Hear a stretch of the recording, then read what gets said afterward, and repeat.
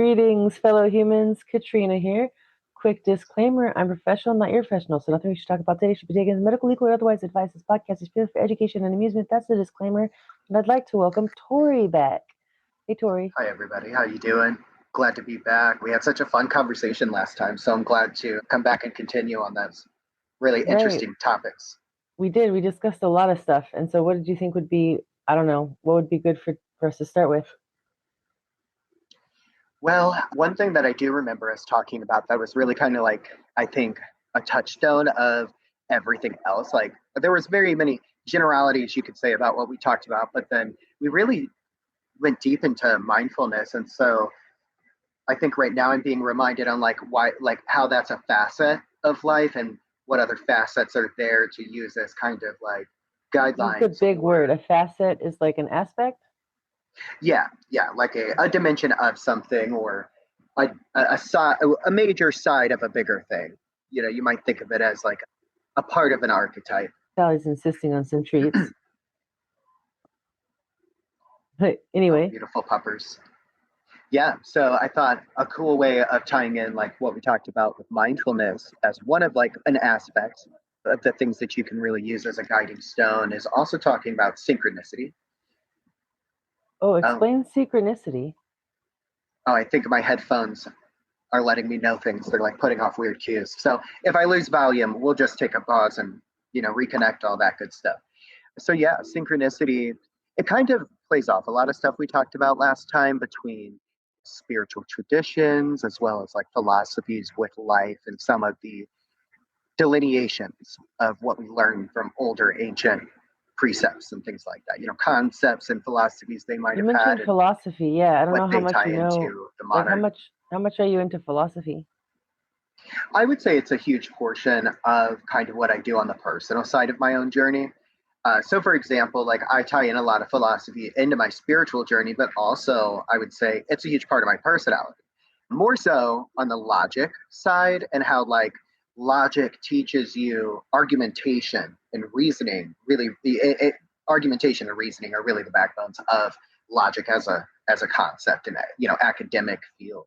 And so, what I had to take those classes as part of humanities throughout my degree programs for my associates as well as within my bachelor's degree.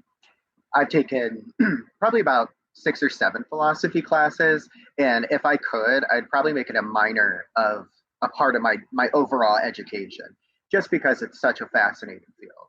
And I've done a lot of Wow, I don't think I reading. took any philosophy classes in college, but after college, I've learned a lot about the philosophy and different aspects of it, like Hmm, Marcus Aurelius, Epictetus, even the more modern one, Ryan Holiday. yeah, and I would honestly say there's more contemporary work and a lot of modern stuff that I haven't actually gotten into. Really, I've dived into kind of classical philosophy with like Kantian logic and stuff, Immanuel Kant's work, in other Yeah, words.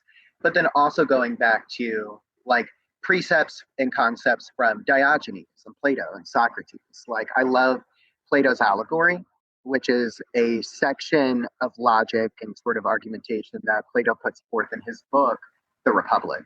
And The Republic is kind of I won't speak from a scholarly point, but my gathering is that it's basically his end of life work because yeah. it surmises with what happens with him and Socrates. I love And so, Socrates. Question everything. yeah, yeah. And again, I would say I really dive into more of the Platonian side of that versus who is Socrates and who what's the whole pedagogy of philosophers back in the old times. I've really cherry picked, in other words, certain What about philosophers that. Aristotle? That's one that I just remember very key point about how to tell a story from Aristotle. Have you ever heard that? Uh-uh. He says, tell people what you're going to tell them, and then tell them what you told them. That's essentially the steps. Oh yeah, I've never heard that. That's really interesting. Yeah, that comes from Aristotle. Random bit of ancient philosophy.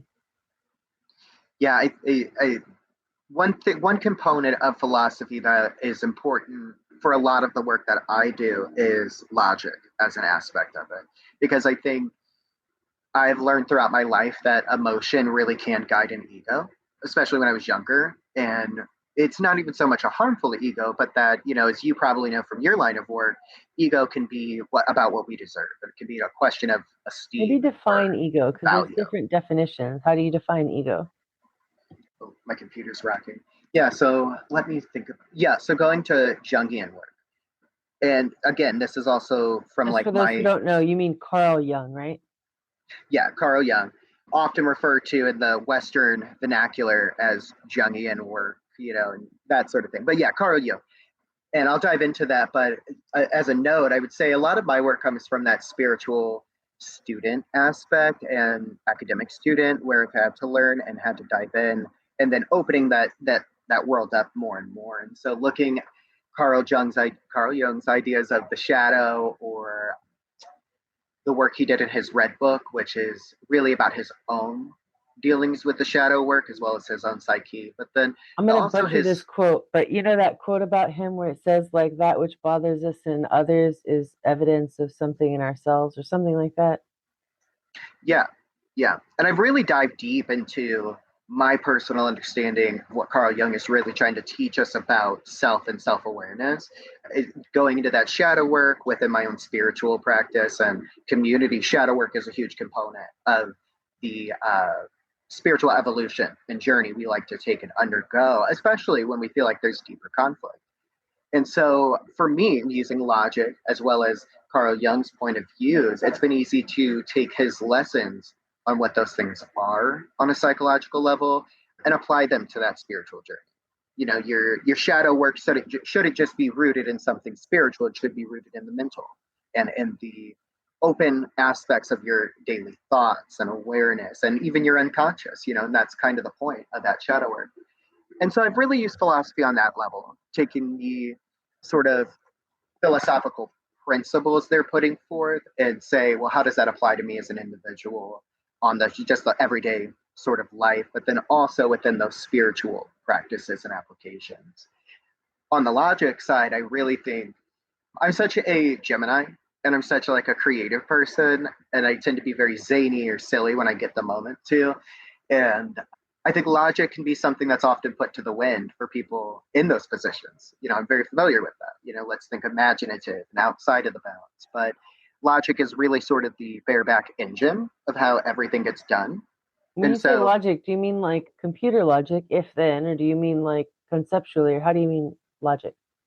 well, yeah, I'll tie it into that. But really, the mental components, how we make decisions and how we perceive that decision making.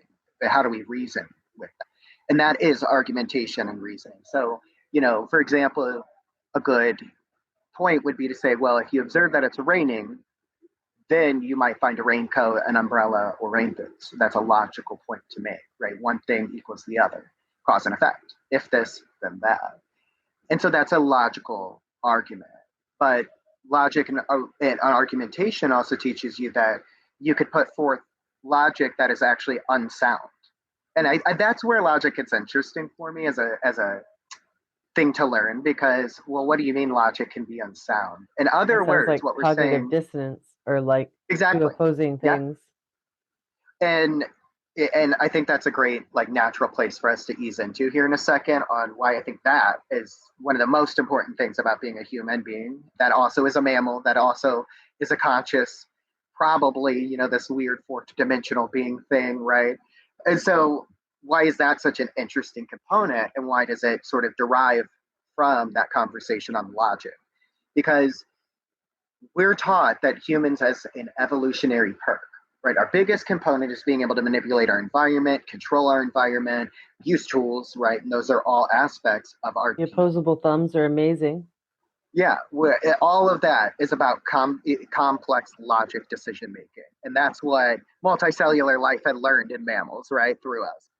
But it really gets interesting because we're so deeply attuned to that evolutionary perk that logic is not just a benefit, it is a way of being, right? So, like, fish are so attuned with water that, well, yeah, it might be a benefit to live in water, but it's also just a part of their way of life. They don't know and they won't have any comparison, right? So we're stuck being logical, whether we want to be, whether we're not, whether we're being illogical. It's all about how we're using logic or the absence of it. And it gets interesting because, like you pointed out with cognitive dissonance, I remember, so I took a few philosophy classes in junior college, and that I ate that shit up. Oh, excuse me. I ate that up. And then I had like a communications class I had to do. It was really my first chance to do public speaking. And I was like, what do I want to present on? Oh, I want to be cerebral about it because I'm a nerd.